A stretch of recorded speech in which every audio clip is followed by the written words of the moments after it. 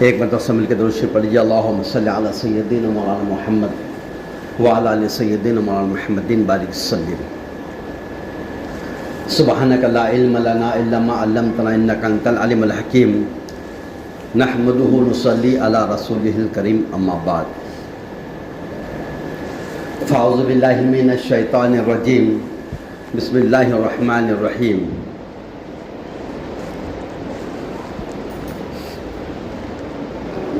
کنتم خیر امۃ اخرجت للناس تأمرون بالمعروف وتنہون عن المنکر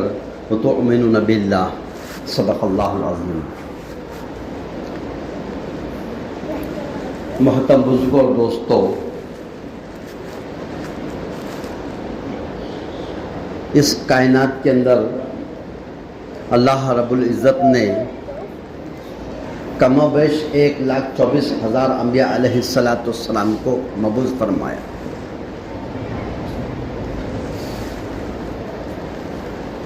دنیا کے اندر انبیاء علیہ السلام آتے اور انسانوں پر محنتیں کرتے۔ نبی علیہ السلام کا محنتوں کا جو میدان تھا وہ انسانوں کے خلوق تھے۔ انسانوں کے خلوق پر محنت کرتے تھے، ان کے دلوں پر محنت کرتے تھے، اور جب دل بن جاتا تھا، خلوق جب بن جاتے تھے تو اعمالوں کا رخ صحیح ہو جاتا تھا۔ کسی کے دماغوں پر محنت نہیں ہوئی، کسی کے جسموں پر محنت نہیں کری۔ نبی علیہ السلام نے کسی اور چیز پہ محنتیں نہیں کرے۔ محنتوں کا جو میدان ہے وہ انسانوں کے دل، اور دل کا رخ انسانوں کو صحیح کرنا بہت ضروری ہے، کیونکہ سارے اعمال کا دار و مدار اس دل پر ہے۔ دل کا رخ صحیح ہو گیا تو بدن سے نکلنے والے اعمال کا رخ صحیح ہو جاتا ہے۔ جب بدن سے نکلنے والے اعمالوں کا رخ صحیح ہو جاتا تو آسمان سے آنے والے اللہ کے طرف کے فیصلوں کا رخ بھی صحیح ہو جاتا۔ آج انسانیت اس بات کی متلاشی ہے، انتظار کر رہی ہے، اپنی نگاہوں کو آسمان کی طرف دیکھ کر ترسا رہی ہے، اور اللہ کی رحمت اور اس کی مدد کے امیدوار ہے کہ اللہ ہم دنیا کے اندر تیری مدد کے بغیر ادھورے ہیں، ہم تیری مدد کے محتاج ہیں۔ اے اللہ، بھلے ہم گنہگار ہیں لیکن ہم تیری مدد کو چاہتے ہیں، تیری مدد کو اتارنے کے فیصلے کر دے۔ ساری دنیا کی انسانوں کی نگاہیں آسمان والے کی طرف، لیکن اللہ تعالیٰ کیا فرما رہے ہیں؟ ہم تمہاری شکلوں کو نہیں دیکھتے، صورتوں کو نہیں دیکھتے، تمہارے مالوں کو نہیں دیکھتے، بلکہ ہم تمہارے دلوں کو دیکھتے ہیں۔ ہماری نگاہیں آسمان کی طرف، اور آسمان والا کہہ رہا ہے کہ ہماری نگاہیں تمہارے دل کی طرف۔ نہ ہم شکلوں کو دیکھتے ہیں، نہ صورتوں کو دیکھتے ہیں، ہم نہ مالوں کو دیکھتے ہیں، ہم تمہارے دلوں کو دیکھتے ہیں۔ دل صحیح تو سارا نظام صحیح، دل صحیح تو جسم سے نکلنے والے اعمال بھی صحیح۔ جب دلوں کا رخ بگڑ جاتا ہے تو بدن سے نکلنے والے اعمال ان کا بھی رخ بدل جاتا ہے، اور جب وہ اعمالوں کا رخ بدل لیتے ہیں تو پھر اللہ اپنے کائنات کے فیصلوں کا رخ بدل دیتے ہیں۔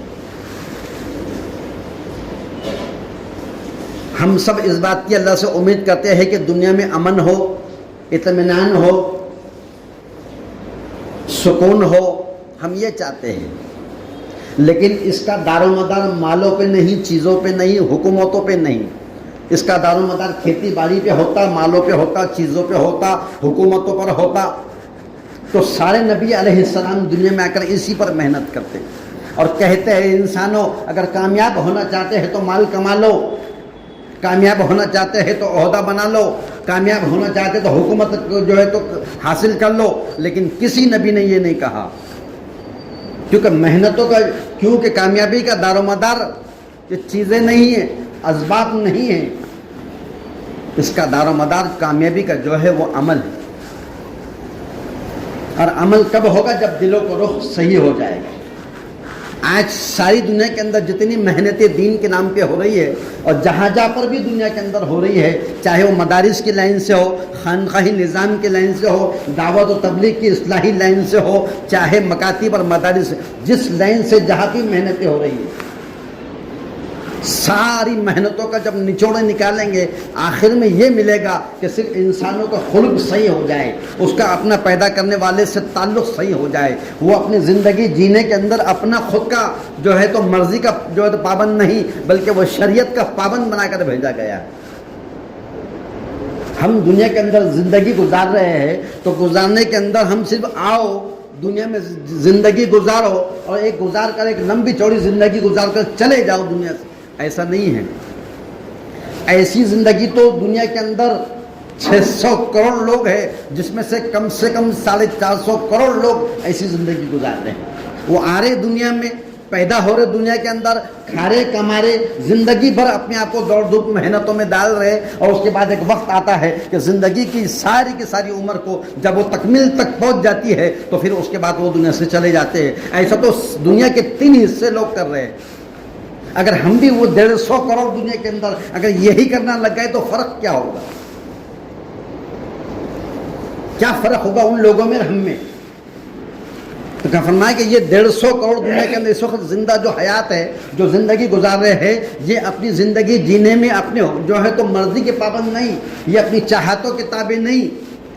یہ خود ہو کر زندگی جینے میں خود اپنی مرضیات کو جو ہے تو کے مطابق زندگی جینے کے پابند نہیں ہے، بلکہ یہ مسلمان دنیا کے اندر جس نے اللہ کا نام لیا ہے، جس نے اللہ کا کلمہ لا الہ الا اللہ پڑھا ہے، یہ زندگی کے ہر شعبوں کے اندر اللہ کے حکم اور جناب رسول اللہ صلی اللہ علیہ وسلم کے طریقوں کا پابند ہے، یہ شریعت کا پابند ہے، یہ دین کا پابند ہے، یہ سنتوں کا پابند ہے، یہ احکامات کے تابع ہے۔ یہ اپنی منچاہی زندگی نہیں گزار سکتا۔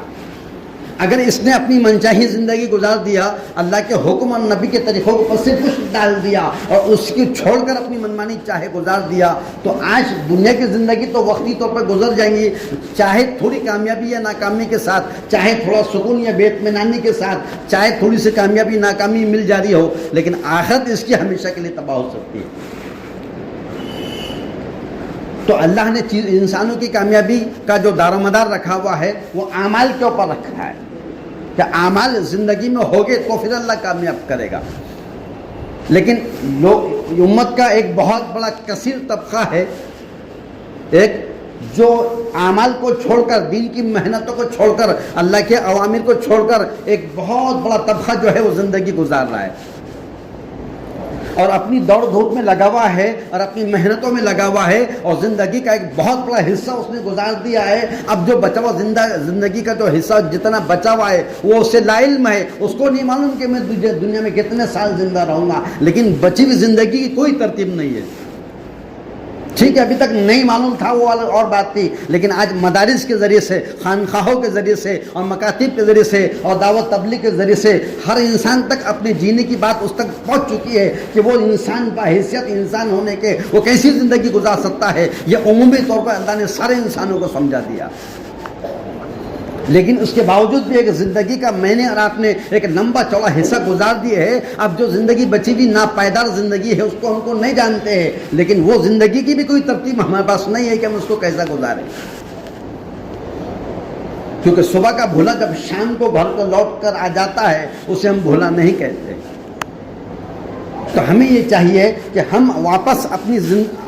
یعنی ہم کو جو دنیا میں جس مقصد کے لیے دنیا میں بھیجا گیا ہے، جس کام کے لیے دنیا میں بھیجا گیا ہے، کیوں بھیجا تھا دنیا کے اندر، وَمَا خَلَقْتُ الْجِنَّ وَالْإِنسَ إِلَّا لِيَعْبُدُونَ، ہم نے انسانوں کو اور جناتوں کو اپنی عبادت کے لیے بھیجا ہے۔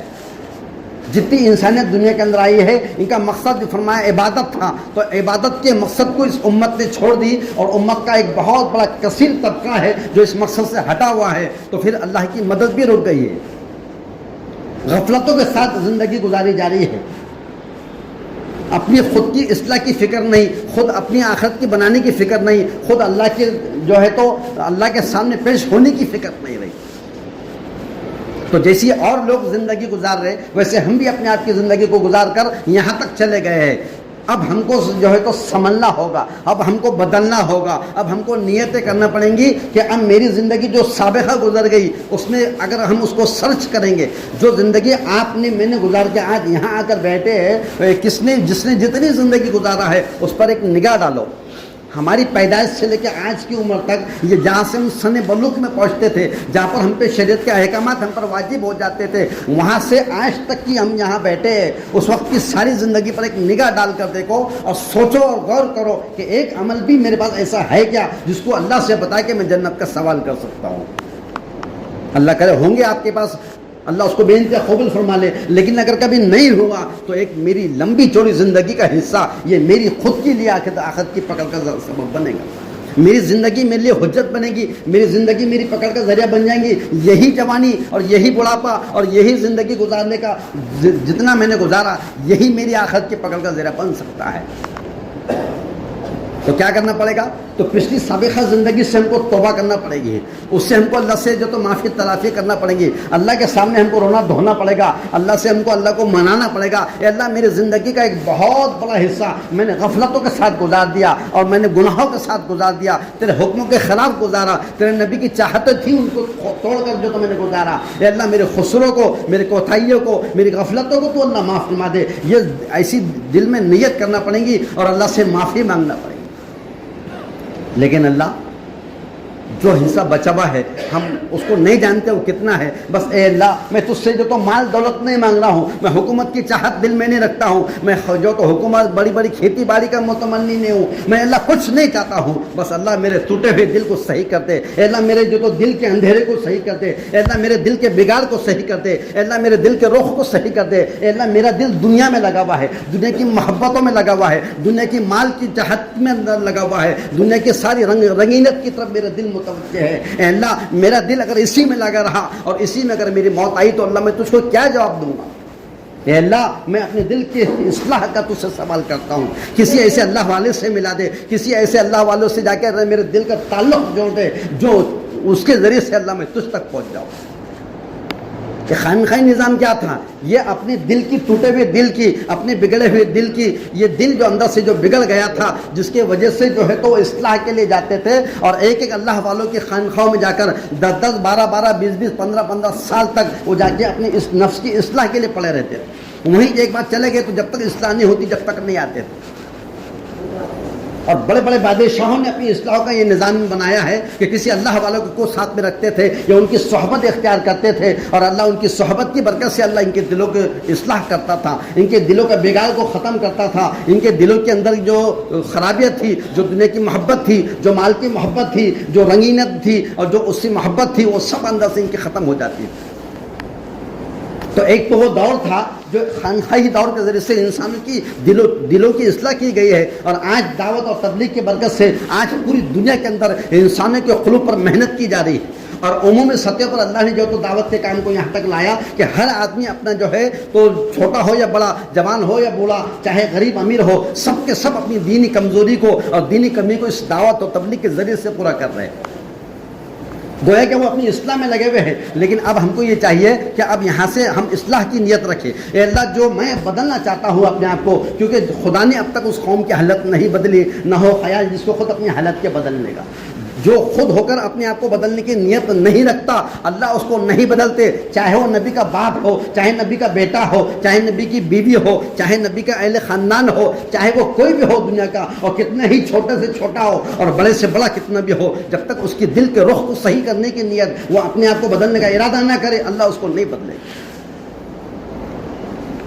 تاریخ کے اندر ایک شخص ایسا گزرا ہے جس کی نسل میں سلسلے وار 6 نبی گزرے ہیں, جس کا بیٹا بھی نبی, جس کا باپ بھی نبی, جس کے باپ کا باپ بھی نبی, اور پھر دوسری اس میں جو تو ابراہیم علیہ السلام وہ بھی نبی, اور ان کے بیٹے اسماعیل علیہ السلام یہ بھی نبی, یوسف علیہ السلام وہ بھی نبی, ان کے والد جو تو حضرت یعقوب علیہ السلام وہ بھی نبی, اور ان کے والد اسحاق علیہ السلام یہ بھی نبی. یہ تینوں نبی سری کے گزرے ہیں. یوسف بن یعقوب بن اسحاق یہ 3 نبی سری کے باپ بیٹے گزرے, اور ابراہیم علیہ السلام نبی اور ان کے بیٹے حضرت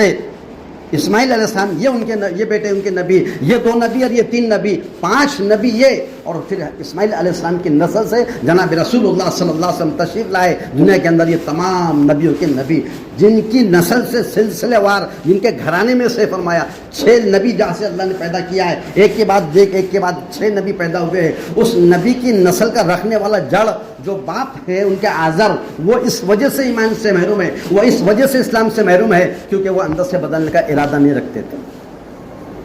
یوسف علیہ السلام نبی ہے، حالانکہ عالم کی ہدایت کے لیے ایک نبی کافی ہے، ساری عالم کے لیے ایک ہدایت کے لیے کافی ہے، لیکن جس کے گھر میں 6 نبی ہے، جس کے گھر کے اندر، جس کی نسل کے اندر جو 6 نبی ہے پرورش کر رہے ہیں، پا رہے ہیں، اور جس کے گھروں میں نبی پروان چل رہے ہیں، وہ گھر کا نبی کا رکھنے والا خود اس لیے ہدایت سے محروم ہے کہ وہ اندر سے اپنے آپ کو بدلنے کا ارادہ نہیں رکھتا۔ باپ ابراہیم اپنے باپ سے ابراہیم علیہ السلام نے کہا، ابا جان بتوں کا بنانا غلط، اس کا بیچنا غلط، اس کا پوجنا غلط، اس کو جو لوگوں تک جو تو پہنچانا یہ سب غلط ہے، میری بات مان لو، میں ایک اللہ کا کلمہ لے کر آیا ہوں، اس کو قبول کر لو، لا الہ الا اللہ ابراہیم خلیل اللہ۔ لیکن اپنے باپ نے اپنے بیٹے کی بات کو نہیں مانا اور اسی کے بت کے بنانے میں، اسی کو جو تو پوجنے میں اور اسی کے اندر جو تو بنانے اور بیچنے میں لگے رہے، یہاں تک کہ جب آخری وقت آیا تو بغیر کلمے کے دنیا سے چلے گئے۔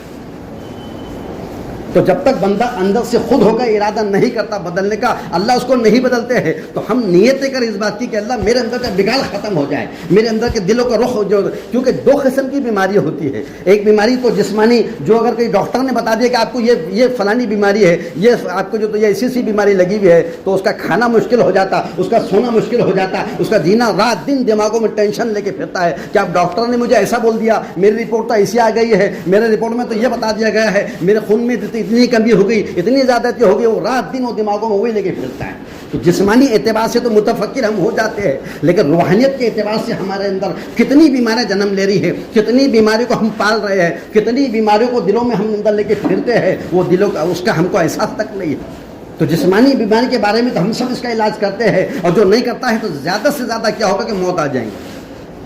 لیکن روحانی اعتبار سے اگر اس دل کو جو بیماری لگی ہے، دل کی بیماری کیا ہے، اس میں بغض ہوگا تو یہ دل کی بیماری ہے، اس میں اگر جو تو بغض کے ساتھ اس کے اندر نفرتیں ہوگی، اس میں عداوتیں ہوں گی، اس میں کبر ہوگا، اس میں کینہ ہوگا، اس میں کپٹ ہوگا، اس میں شرک ہوگا، اس میں بت پرستی ہوگی، اس میں شرک ہوگا، اس میں بدعتیں ہوں گی، اس میں خراب، یہ ساری ایک چھوٹے سے دل میں 50 قسم کی بیماریاں دل میں لے کے آدمی چل رہا ہے۔ اس کو معلوم نہیں کہ میرا دل ہے، لیکن یہ ایکسرے کہاں نکلیں گے؟ جب ہڈی فریکچر ہو جاتی ہے، کسی ایکسرے کے سامنے ہم بیٹھ کر اپنی جو تو ایکسرے نکالے بعد معلوم پڑتا ہے کہ یہ یا تو ہڈی ٹوٹی ہوئی ہے اور یہاں فریکچر ہے، لیکن دل کے اندر کا جو بگاڑ ہے، دل کے اندر جو روحانی اعتبار سے جو مرض لگا ہوا ہے، جو بیماری لگی ہے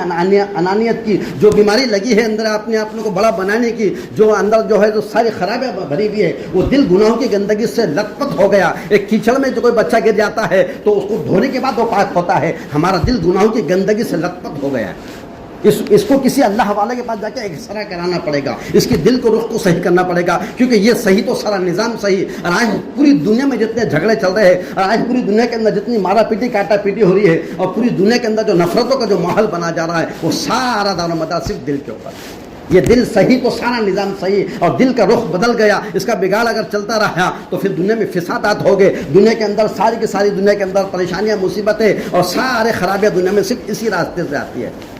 تو یہ جو محنتیں کی جا رہی ہے اللہ کے راستے میں نکال کر، وہ محنتیں یہ ہے کہ صرف دل کے رخ کو صحیح کر لے، اور لوگ کر رہے ہیں، ان کی اپنی زندگی جینے کا ایک الگ زندگی گزارنے کا طریقہ تھا، لیکن آج اللہ کے راستے میں لگے ہیں تو سابقہ زندگی سے توبہ کرے، اللہ کے راستے میں نکلے، بھلے 3 دن اللہ کے راستے میں گئے، 10 دن 40 دن گئے، لیکن زندگی کو اللہ نے ان کے بدل دیا، اس لیے کہ نیتیں بدلنے کی تھی، جانے انجانے میں تو وہ ہوگا، اس کو اللہ معاف فرما دے، لیکن اب جان رہے ہیں کہ حقیقت کیا ہے۔ اب جب اللہ کے راستے میں نکلے تو حقوق کو جان رہے ہیں، ماں باپ کا کیا مرتبہ ہے اس کو پورا کر رہے، اولاد کا کیا حق ہے اس کو پورا کر رہے، ان کے کیا حقوق بنتے ہیں شرعی اعتبار سے اس کو پورا کر رہے ہیں۔ یہ ساری کی ساری بیداری اللہ نے عموم میں لہر چلایا۔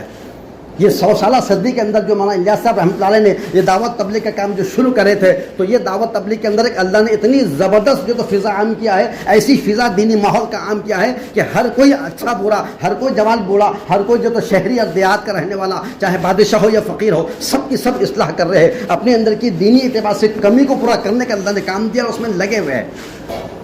تو ہم اپنے دل کے ہمیشہ فکر میں رہے کہ میرے دل میں کوئی روحانی بیماری تو نہیں پیدا ہو رہی، کوئی کینہ تو نہیں آ رہا، کوئی کپٹ تو نہیں آ رہا، کوئی بغض عداوت تو نہیں آ رہا ہے۔ اگر ایسا ہو رہا ہے، اسی کے ساتھ اگر میں چلا گیا تو اس کو جو تو دھونے کے لیے جہنم میں جا کے دھونا پڑے گا۔ اللہ ہم سب کی حفاظت عمل کی توفیق دے۔